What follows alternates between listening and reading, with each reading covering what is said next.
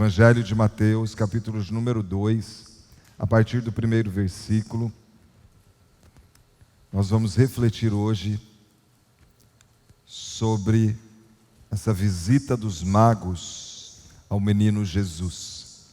Mateus 2, primeiro versículo em diante, nos diz assim a palavra de Deus: Tendo Jesus nascido em Belém da Judéia, em dias do rei Herodes, eis que vieram os magos do Oriente a Jerusalém e perguntavam: Onde está o recém-nascido rei dos judeus? Porque vimos a sua estrela no Oriente e viemos para adorá-lo. Tendo ouvido isso, alarmou-se o rei Herodes e com ele toda a Jerusalém. Então, convocando todos os principais sacerdotes e escribas do povo, indagava deles onde o Cristo deveria nascer. Em Belém da Judéia, responderam eles, porque assim está escrito por intermédio do profeta. Ele se referiu aqui ao profeta Miqueias. E aí ele cita lá o que está escrito no livro do profeta Miqueias: E tu, Belém, terra de Judá, não és de modo algum menor entre as principais de Judá, porque de ti sairá o guia que há de apacentar o meu povo Israel. Com isto, Herodes, tendo chamado secretamente os magos, inquiriu deles com precisão quanto ao tempo em que a estrela aparecera. E enviando-os a Belém, disse-lhes: Ide informar-vos cuidadosamente a respeito do menino. E quando o tiverdes encontrado, avisai-me, para eu também ir adorá-lo. Depois de ouvirem o rei, partiram, e eis que a estrela que viram no Oriente os precedia, até que chegando, parou sobre onde estava o menino. E vendo eles a estrela, alegraram-se com grande e intenso júbilo. Entrando na casa, viram o menino com Maria, sua mãe, prostrando-se, o adoraram e, abrindo seus tesouros, entregaram-lhe suas ofertas: ouro, incenso e mirra. Sendo por divina advertência prevenidos em sonho para não voltarem à presença de Herodes, regressaram por outro caminho à sua terra. Vamos orar mais uma vez? Obrigado, Senhor, pela tua palavra, palavra viva, eficaz, transformadora, restauradora. Venha tomar a minha mente, o meu coração, mas também dos meus irmãos e irmãs, que nós tenhamos a mente e o coração abertos para receber a tua instrução deste momento. Senhor, eu sei quão limitado sou, mas neste momento eu digo: eis-me aqui, e peço que o Senhor faça de mim um canal de bênção para fluir a mensagem que vem do teu coração para o nosso coração. Aniquila aqui todo o intento das trevas e tudo aquilo que queira impedir este momento. Toda acusação das trevas nós ordenamos bata em retirada em nome de Jesus. E dizemos: eis-nos aqui, Espírito Santo, faça aquilo que está no teu coração. Quando o Senhor fala, quando o Senhor faz, não há quem possa resistir. E que a tua palavra seja irresistível a nós nesta noite. Que nós possamos ser movidos por ti, Espírito Santo. Que o Senhor remova todo o coração de pedra e nos dê aqui um coração de carne, sensível e maleável à tua voz. Em nome de Jesus que eu lhe peço. Amém e amém. Graças a Deus. O título da mensagem de hoje é Reações ao Nascimento de Jesus. Em dias que todos os caminhos levam aos shoppings, vale a pena nós refletirmos como eu e você temos reagido diante da boa notícia do Evangelho, que é a chegada do Salvador, que é a chegada do Messias, que é a chegada do Libertador, que é a chegada daquele que traz esperança à humanidade. Aquele que veio para enxugar as lágrimas aos chorosos e declarar a vitória sobre aqueles que andam aprisionados e cativos. Como eu e você temos reagido à celebração do nascimento de Jesus. Natal, irmãos e irmãs, é um misterioso contraste. Porque o Rei dos Reis, o Senhor dos Senhores, não nasce em berço de ouro. Ele nasce no meio de animais, numa estrebaria. Era muito comum nas regiões de Belém que eles construíssem como se fosse um porão, por conta dos montes, e na parte de baixo, nesse porão então, ali eles colocavam os animais que trabalharam durante o dia, e serviam ali, colocavam os alimentos e água, para que eles pudessem repousar, e no outro dia, terem as forças renovadas para o trabalho do outro dia. E possivelmente seja num lugar desses que Jesus nasceu. Há muitos relatos de talvez uma própria rejeição de Maria na sua cidade. Imagina, ela grávida. Ela foi primeiro visitar sua prima Isabel. Depois ela volta e talvez, o texto diz que José não quis difamar Maria. Então parece que ele aproveitou essa história do censo, e nós sabemos que por trás disso está Deus dirigindo todas as coisas, para ir a Belém. Porque talvez Maria ficasse mal falada na sua cidade, mas José quis protegê-la. E Jesus então, ele nasce em Belém da Judéia. O misterioso contraste do rei, que ao invés de nascer em berço de ouro, nasce na manjedoura, no coxo, que é preparado para servir os alimentos. Ali organizaram e colocaram Jesus. Aquele que é a luz do mundo, nasce, quem sabe, ali na escuridão da noite. Aquele que é o libertador, o dono de todas as coisas, não tinha onde reclinar a cabeça. Misterioso contraste. Como eu e você temos reagido ao nascimento de Jesus. E hoje nós vamos olhar para os personagens desse relato de Mateus 2, e nós vamos perceber como eles reagiram e como eu e você devemos reagir diante do nascimento do menino Jesus. Sabe que o contexto em que vivia aquele povo era um contexto de desesperança, de incredulidade, porque os líderes eram opressores. Os líderes, eles estabeleciam leis, mas eles mesmos burlavam as leis e não praticavam. Eles negociavam princípios. Eles estavam desesperançados com relação à liderança de Israel.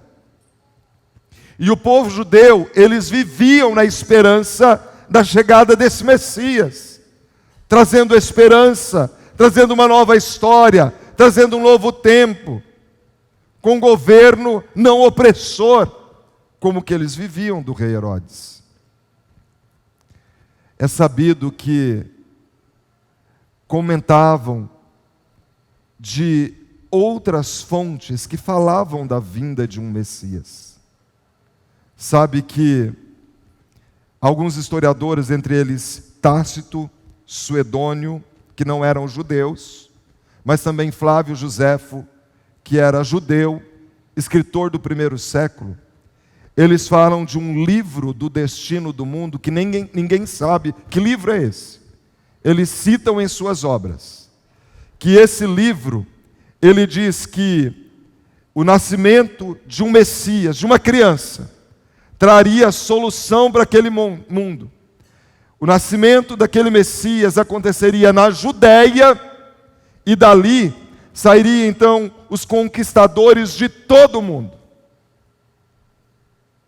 Sabe que as pedras clamam muitas vezes. Mesmo aqueles que não eram judeus, eles viviam também na expectativa de um Messias, de um Salvador. E o que chama a atenção é que esses magos, eles não eram judeus. Possivelmente eles tenham vindo da Pérsia. O texto diz que eles vieram do Oriente. E há quase um consenso entre os arqueólogos, historiadores e os pesquisadores de que eles teriam vindo da Pérsia. Eles caminham talvez 1.200, 1.500 quilômetros para encontrar o menino Jesus. A Bíblia só fala desses homens aqui, não fala mais deles. Diz que eles eram magos, e os magos naquele contexto, eles estudavam astrologia, eram estudiosos, eram sábios, eram pessoas que investigavam essa questão. E eles devem ter lido em alguma profecia, em algum prognóstico, como se daria o nascimento de Jesus. Porque se eles não eram judeus, não era comum eles lerem a Bíblia. Quem sabe tiveram acesso. O ponto é que, de alguma forma, eles sabiam que um dos sinais é que apareceria essa grande estrela. E eles seguiram essa estrela. Eles vieram adorar o Messias. E depois de 2000 anos, há muitas pessoas que ainda não compreenderam quem é o Messias. Qual tem sido a minha reação, a sua reação, diante do menino Deus, do Messias que nasceu? Como eu e você temos nos relacionado com Ele? Como menino da história e simplesmente como um conto de fadas? Como menino do presépio que a gente vê no comércio e as decorações que chamam tanto a atenção? Como apenas um profeta? Como eu e você, que dizemos ser cristãos, temos reagido a esta mensagem transformadora e restauradora? Alguns aqui tiveram uma reação bem estranha. Diz no versículo 2, e perguntavam: onde está o recém-nascido rei dos judeus? Eles reconheceram, os magos reconheceram, que mesmo eles não sendo judeus, o menino que nasceu, ele veio para reinar sobre o povo de Deus, o rei dos judeus. E ele diz: porque nós vimos a sua estrela. Eles sabiam que aquela era a estrela que levava até onde estava o menino Jesus, o Messias. Vimos a sua estrela e viemos para adorá-lo. Sabe, irmãos e irmãs, a percepção que eu tenho aqui é que eles chegaram perguntando. Primeiro eles vão a Jerusalém. Onde que está o rei dos judeus nasceu? Nós chegamos aqui. Onde está o rei de vocês que nasceu? Nós viemos para adorá-lo. Alguém sabe em que casa que ele está? E eles estavam perguntando, seguindo a estrela, mas também perguntando. E perguntavam, diz o texto. Nós viemos para adorá-lo. Porém, no versículo 3, tendo ouvido isso, alarmou-se o rei Herodes. Irmãos e irmãs, o rei Herodes é um dos homens mais rudes que a Bíblia relata. Ele não deveria estar reinando, porque ele não era de descendência judaica, mas por um conchavo político. E aí a gente pode ver os oportunistas. Diante daquela situação, nós vemos que essa liderança, eles queriam ser o alvo da veneração e da adoração, e eles queriam usar qualquer estratégia para fazer a sua propaganda política e até, muitas vezes, religiosa. A glória teria que ser deles. E agora Herodes, ele fica sabendo de um tal rei dos judeus. E aí é alguém que vem de fora e que tem uma convicção que ele nasceu, o sinal é evidente e vem para adorá-lo. E eles, qual é a reação deles? Diz aqui que alarmou-se, ele ficou indignado, enfurecido, porque a preocupação de Herodes era consigo mesmo. Eu posso ser ameaçado, porque vai que esse rei dos judeus cai na popularidade, o povo começa a gostar dele, e eu perco aqui o meu poder. Esse homem era tão ruim, que a história relata que ele matou uma de suas esposas, Mariana, a sua sogra, Alexandra, 3 dos seus filhos, por medo deles tomarem o trono. Já pensou nisso?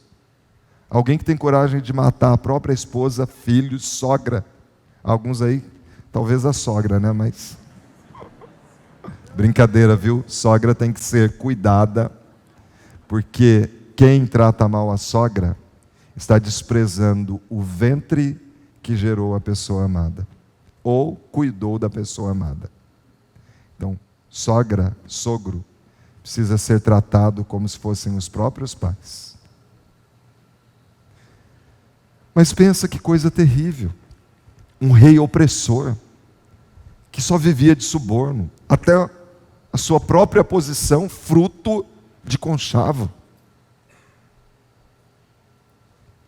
Ele ficou alarmado. Mas talvez nós compreenderíamos uma pessoa como ele, ruim, querendo ter domínio o tempo todo, ficar alarmado. Mas o que chama a atenção aqui é que o povo judeu, o povo de Jerusalém, eles viviam e vivem até hoje na expectativa de um Messias. E aí diz o texto que com ele, com Herodes, no versículo 3, toda Jerusalém, todos ficaram alarmados. É claro, irmãos e irmãs, que aqui é um exagero, é uma figura de linguagem, é uma hipérbole. Toda Jerusalém aqui está se referindo àqueles líderes que junto com Herodes temiam também perder o poder. Mas é contraditório, porque há uma expectativa da chegada do Messias, e quando vem um sinal evidente, eles têm uma atitude de revolta, de alarme. Quando há possibilidade de transformação, eles não recebem e não abraçam aquela possibilidade. E parece que nós reagimos a essa situação com indignação. Eles queriam as bênçãos, mas não o abençoador. E nos nossos dias, muitas vezes, a nossa reação à chegada do Messias é semelhante à deles. Porque há muitas pessoas que querem a cura, mas não querem o médico dos médicos. Há pessoas que querem a esperança, mas não querem aquele que traz a esperança.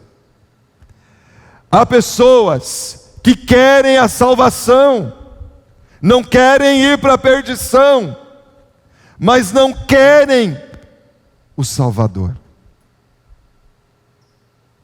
Sabe que aquele cântico que nós entoamos aqui, Jó, que é baseado no livro de Jó, ele é muito relevante. Eu não adoro pelo que ele faz, eu adoro pelo que ele é. Ele é o Rei dos Reis, o Senhor dos Senhores, o dono do universo, o Criador de todas as coisas. Ele é a palavra em ação, o Verbo de Deus. Ainda hoje muitas pessoas estão com medo do Messias, ao invés de se entregar e adorar ao Messias. Como tem sido a minha reação ao saber que eu tenho um Salvador, que eu tenho um Messias? Eu tenho me tornado um verdadeiro adorador? Ou eu tenho agido com indignação com as coisas dele? Essa primeira reação que nós podemos observar é de Herodes e do povo de Jerusalém. Nós precisamos ver a reação aqui dos escribas, das autoridades aqui que foram convocadas, que são os sacerdotes e os escribas, para verificarem se de fato era assim que estava predito na palavra. Porque o judeu, ele pode não ter o Novo Testamento, mas o Antigo Testamento para ele é a palavra de Deus.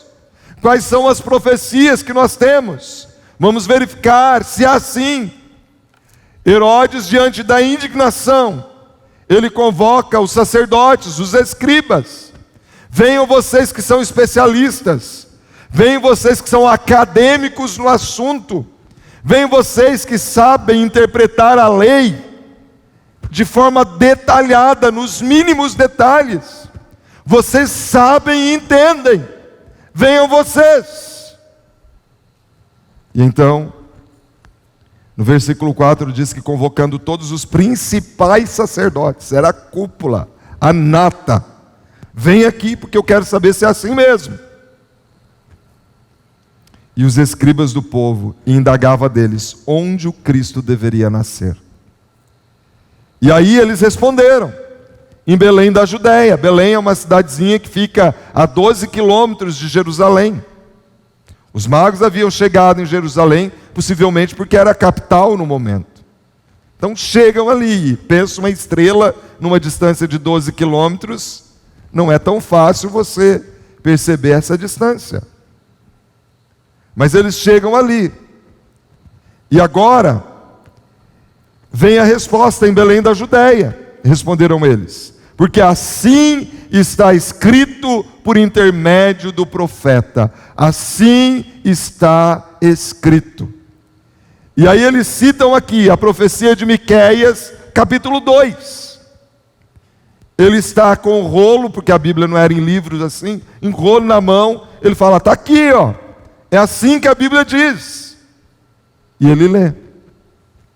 Ele leu o que está escrito em Miqueias capítulo 2, que diz, 5:2, que diz assim: e tu, Belém Efrata, ainda que pequena demais, para figurar como grupo de milhares de Judá, de ti me sairá o que há de reinar em Israel, e cujas origens são desde os tempos antigos, desde os dias da eternidade. Irmãos e irmãs, eu fiz questão de colocar aquela foto. Essa é a Igreja da Natividade, que foi construída em Belém por Constantino no 3º século. Ele fez questão de fazer uma porta bem pequenininha, ali embaixo, ó, na sombra. Se você observar, essa é a porta de entrada. Então essa igreja foi construída no 3º século. Pensa bem quanto tempo tem. Vejam a altura da porta. Ele fez a propósito, porque ali tem uma gruta. E assim, não tem prova científica de que ali Jesus teria nascido. Mas esse é um lugar que se tornou lugar de peregrinação. E aí, toda pessoa que tem que entrar nesse templo, ele tem que abaixar naquela porta para entrar. Sabe por que ele fez assim? Para que mesmo os reis tenham que reverenciar o Jesus que nasceu. Então, a propósito, ele fez esse lugar com essa porta. E muitas pessoas vão visitar este lugar. Mas quando você olha para o dia a dia, você não vê a verdadeira reverência que deve ter ao menino que nasceu. O dia que eu fui a Belém, quando eu fui a Israel, eu fui extremamente impactado. Porque há apenas uma rua que separa a Igreja da Natividade de uma mesquita, que é o lugar de culto dos muçulmanos. De um lado está uma igreja cristã, do outro lado, uma mesquita. Num país que o povo ainda não entendeu que Jesus é o Messias que haveria de vir. Quando você vai no Muro das Lamentações, que as pessoas estão ali orando e chorando, você ouve literalmente pessoas chorando. O que eles choram? A não vinda do Messias. Eles ficam clamando pela vinda do Messias. Mas o dia que eu fui visitar a Igreja da Natividade, deu aquele horário da oração dos muçulmanos. E de repente começou a tocar um som em árabe que eu não entendia. E começaram a vir homens de vários lugares, já com um tapetinho embaixo do braço enrolado. E eles foram espalhando na frente daquela mesquita. E quando em pouco tempo lotou aquele espaço de calçada que tinha em frente à mesquita, eles invadiram a rua e colocaram os tapetes e se prostraram ali. E ao se prostrarem ali, vinha uma ambulância, e ela buzinava, tocava a sirene, e eles não saíram dali. Eu chorei, eu tenho isso gravado em vídeo. É que o vídeo é um pouco longo, eu achei que não seria muito adequado passar hoje. Mas eu tenho isso guardado em vídeo. Eu chorei de ver que na cidade onde Jesus nasceu, a gente vê judeus que não entenderam que ele é o Messias, e muçulmanos que adoram Alá. É triste isso. Como eu e você temos reagido às verdades da Escritura. Porque mesmo sendo conhecedores das Escrituras, esses principais sacerdotes, esses escribas, eles simplesmente responderam à questão. Seria o momento deles dizerem: está aqui, ó, como foi prometido, vamos obedecer, vamos juntos, vamos adorar ao menino que nasceu. Ele é digno de reverência, vamos consagrar a nossa vida a Ele. Mas eles desprezaram a palavra de Deus. Há muitas pessoas que têm muito conhecimento bíblico. E se você tiver numa rodinha, então, que o assunto é polêmico, é o tipo de pessoa que às vezes ele quer chegar para dizer que ele sabe muito da Bíblia. Mas você olha para a vida, não existe prática. Olha o que Tiago diz no primeiro capítulo da sua carta, versículos 22 a 25. Tornai-vos, pois, praticantes da palavra e não somente ouvintes, enganando-vos a vós mesmos. Porque se alguém é ouvinte da palavra e não praticante, assemelha-se ao homem que contempla no espelho o seu rosto natural, pois a si mesmo se contempla, e se retira, e para logo se esquece de como era a sua aparência. Mas aquele que considera, ou seja, aquele que obedece, aquele que pratica atentamente na lei perfeita, lei da liberdade, e nela persevera, não sendo ouvinte negligente, mas operoso praticante, esse será bem-aventurado no que realizar. Irmãos e irmãs, todos nós queremos ser bem-sucedidos, queremos ser felizes nas decisões que nós tomamos. Mas muitas vezes nós temos tomado decisões à revelia da vontade de Deus. Tiago, mais à frente, ele diz que ninguém deve ir para uma outra cidade e falar assim: olha, eu vou ganhar dinheiro, eu vou ter grandes lucros, sem antes dizer, se o Senhor quiser. Ele diz: o que é a vossa vida? Vocês são como a neblina que aparece por um instante e logo se dissipa. Em vez disso, devias dizer: se o Senhor quiser, não só faremos isto ou aquilo, entretanto, vos jactais das vossas arrogantes pretensões. Ele diz lá. O que ele está dizendo? Vanglória, ostentação. Quando eu e você tomamos decisões que são contrárias à palavra de Deus, pode ter certeza que nós vamos colher essas consequências. Nós podemos ter resultados positivos ou não. É muito simples, nós temos a palavra. Não basta ter apenas um conhecimento teórico. É preciso ser operoso, praticante. Então, diante da visita dos magos, eu e você somos chamados a não apenas conhecer essa palavra, mas vivê-la nas nossas decisões. Porque quando nós não andamos, não encaixamos a nossa vida a esse modelo, nós estamos pecando. Aquele que sabe que deve fazer o bem e não o faz, nisso está pecando. Que bem é esse? De invocar a vontade de Deus. Sabe que eu tenho aconselhado muitos casais. Ainda há poucos dias atendi um jovem senhor, e ele já está no segundo casamento. Só que a questão é que ele conhecia o Evangelho, e ele se envolveu nesse segundo casamento com uma pessoa que não conhece a Jesus como Salvador. É um jugo desigual. E aí vem os conflitos. Em alguns momentos, algumas pessoas parecem que fazem assim: toma, pastor, o problema é para você resolver, é teu esse problema. É claro que nós estamos aqui para ajudar e vamos ajudar sempre. E é importante que as pessoas nos procurem. Ainda bem que vem a nós, porque poderia ir procurar qualquer outra coisa que não iria ensinar a palavra de Deus. Mas a vida de qualquer um de nós não será diferente, enquanto nós não nos amoldarmos à palavra. E é possível que eu e você tenhamos algumas situações para um conserto, para que nós possamos ser praticantes da palavra, e não apenas ouvintes. Os escribas, os sacerdotes, principais sacerdotes, eles ignoravam o que dizia a palavra, eles ignoraram. Mas e os magos? Os magos, eles seguiram viagem. Eu fico imaginando, irmãos e irmãs, porque os magos, eles tiveram um profundo senso de adoração. Os magos, eles saíram possivelmente lá da Pérsia. E eu fico imaginando que quando eles falaram que eles iam viajar tanto, porque os meios de transportes eram extremamente limitados, possivelmente em lombos de camelos eles foram. Eu fico imaginando os amigos deles, vocês são loucos. O que é isso? Você tem convicção disso? Da onde que é essa informação que você tem? E se não for esse o Messias? Você chega lá, não é essa criança?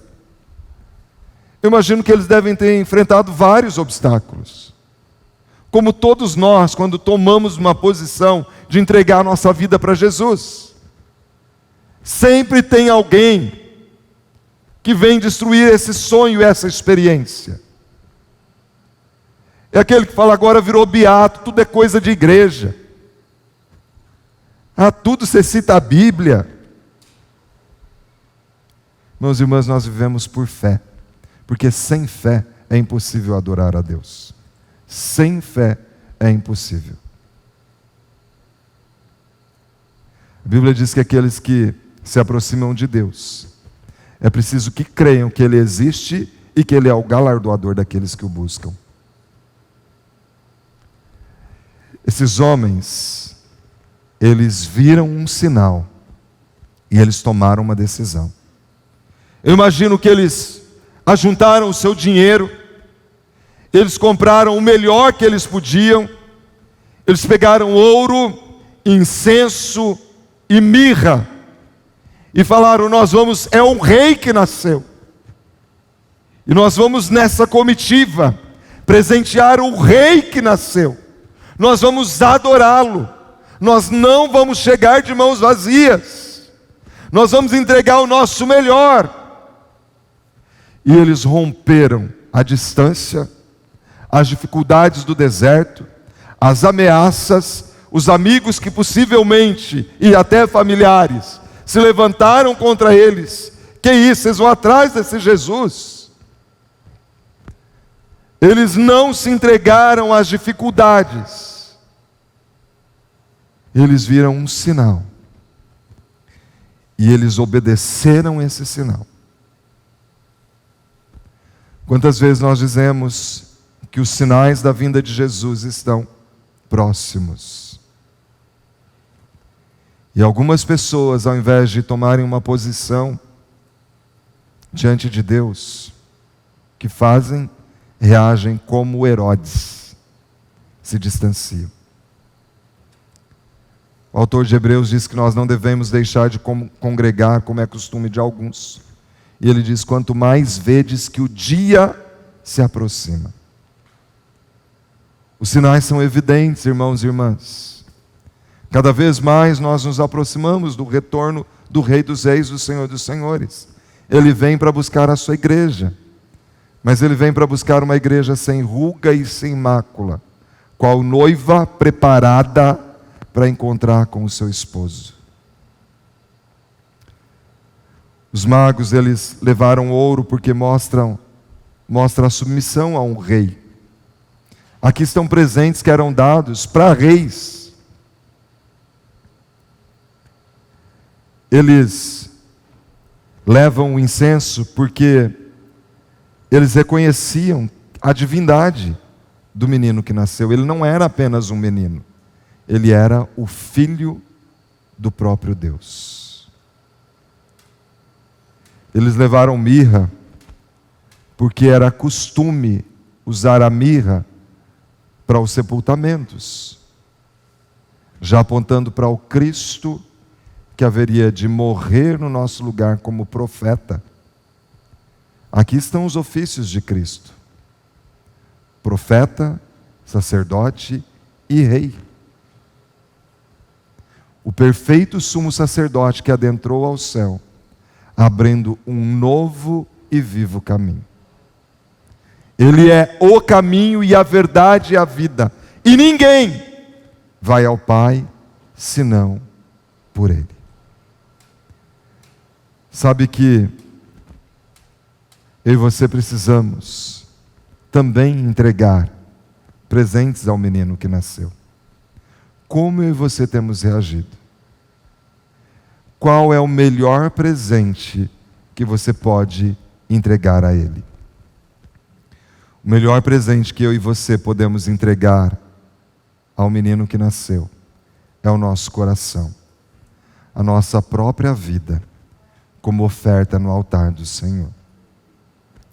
O restante é simplesmente resultado. Buscai primeiro o reino de Deus e a sua justiça, e as demais coisas vos serão acrescentadas. Foi Ele quem disse: vinde a mim, todos vós que estáis cansados, sobrecarregados, aprendei de mim, porque eu sou manso e humilde de coração, e vocês vão encontrar descanso para a sua alma. Pode ser que você que está aqui nessa noite esteja passando por um momento de luta, de tribulação, de angústia, de tristeza, de abatimento. Você está vivendo um tempo de turbulência. Jesus é o príncipe da paz que veio para trazer paz à sua família, à sua casa, aos conflitos do relacionamento. Porque Jesus veio trazer o ministério da reconciliação. E Ele quer trazer reconciliação aos relacionamentos feridos. Ele quer restaurar a sua casa e a sua família. Ele levou sobre si as nossas dores e as nossas enfermidades. E por suas pisaduras nós fomos sarados. Por isso Ele quer ministrar cura sobre você que está enfrentando luta na sua saúde. Ele é o dono de todas as coisas, o dono do ouro e da prata. Não há problemas que Ele não possa resolver. Não há mal que o Senhor Jesus não possa remover. Ele já esmagou a cabeça da serpente. Ele já garantiu a vitória para o seu povo. E nós somos o novo Israel de Deus. O nosso Messias, o nosso Salvador, chegou. Essa é a boa notícia. Ele veio para libertar os cativos. E quem sabe você está andando com uma vida presa, amarrada. E Jesus nessa noite ministra ao seu coração que Ele está trazendo a nova história. Ele tem um novo tempo para mim e para você.